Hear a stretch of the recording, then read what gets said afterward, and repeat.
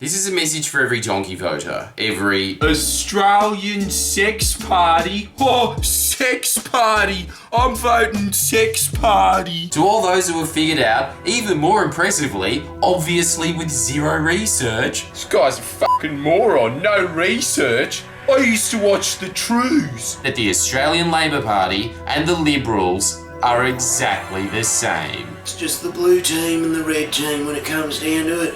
It doesn't concern you at all that you have the same understanding of politics as that enchanted ashtray from Beauty and the Beast's castle that wound up a senator in Australia, Jackie Lambie. No, for some reason she speaks to me. This video is to celebrate that after spending the last 3 years proving with, actual sources and facts, over and over again that it matters a great deal which of these two parties are in power. Your meme you sent as a retort to that sure woke me. So to congratulate just how smart and correct all you amateur bodybuilders who work at Coles are. I don't need to do any research. I can squeeze the truth out with me bare hands. Let's look at Liberals' identical plans for healthcare, purely to laugh at how It's exactly the same as McCain's peas and Cole's peas. You think they're different, but if you take the label off, they're just two peas in a pod. currently possessing one of the greatest healthcare systems in the world, probably no thanks to any of these clowns, am I right? Hang on, let me just consult this meme. Quick learner, correct. Right.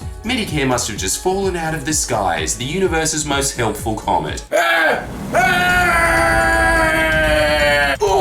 Oh, insulin for my diabetes. Nice. Hang on, what's it say on that comment? Yeah, but what have they done for me lately? Labor introduced Medicare. Not that long ago either. The exact same decade most of the people watching this video were born in, because the Liberal Party, after holding power for almost 40 years straight, flat out refused any notion of bringing us up to the basic minimum standard of the rest of the developed world, perfectly happy to allow 5 million Australians, a third of the population at the time that couldn't afford medical insurance, to die. Yeah, but as a human ashtray, I don't reckon I'll ever need Medicare, so, you vote in your own interests. But because there's no difference between these party poopers, I'm sure if the Libs were re-elected for a 14th time, they would have done it. They just needed almost half a century to warm up. That's why I went on so many power walks. Particularly seeing as when Medicare finally was introduced, the Liberal Party promised to, quote, pull Medicare apart. It's like Labor's just a clone and I don't know which one to kill. What's the bet Matt's gonna Photoshop America's healthcare system onto my shirt?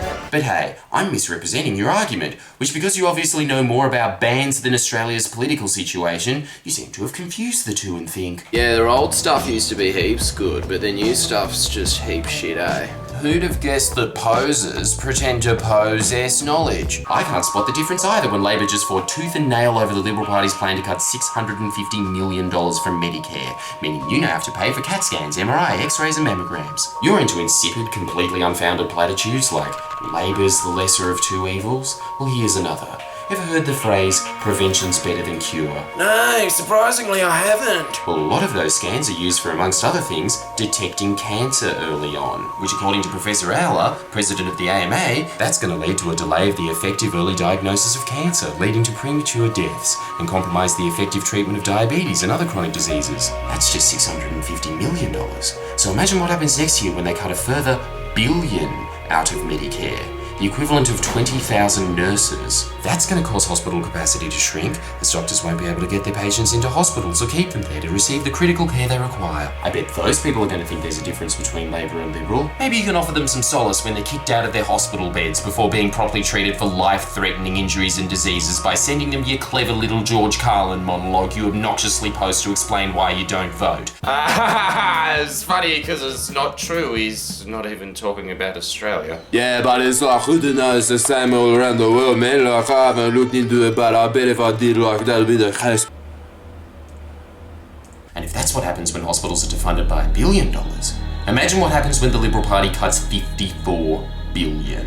Well, according to the Ernst & Young report, that's going to lead to over 107,000 people a year left untreated. Well, over 1 million throughout the next decade that I think will beg to differ with your Tweedledum Tweedledee picture you ripped off of Twitter. Especially when you consider why. Because as Mr. Turnbull himself so eloquently pointed out, we as a nation can't afford to do everything we want, and so governments need to make priorities. And the Turnbull government has prioritised over a fully functioning healthcare system, allowing hospitals to crumble in order to fund massive corporate tax cuts to the most profitable and destructive companies on Earth. Banks, the fossil fuel industry, that just so happen to be the Liberal Party's primary donors. And you'll never guess by how much dear old moderate Malcolm's returned the favour by.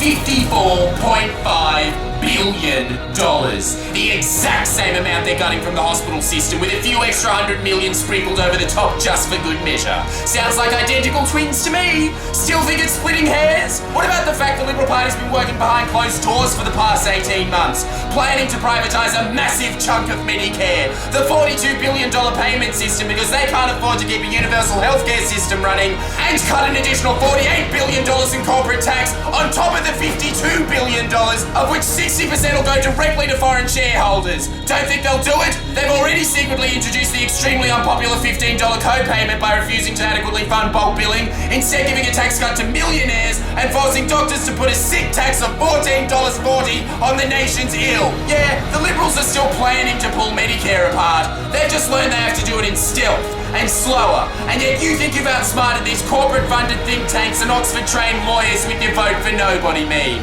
If you had a shred of humanity, a shred of common sense, you wouldn't be bragging about how you plan to leave your voting paper blank, or donkey vote, or touting this faux enlightenment of putting the Liberals last and Labor second last. You'd be putting the Liberals dead last, and then every independent and minor party that dare support these jackals. Because at the end of this extremely tight election, one of these major parties will form government, and if you so arrogantly clenched onto your idiotic, completely unfounded platitude that Labor's just the lesser of two evils in spite of all of that, then sign me up.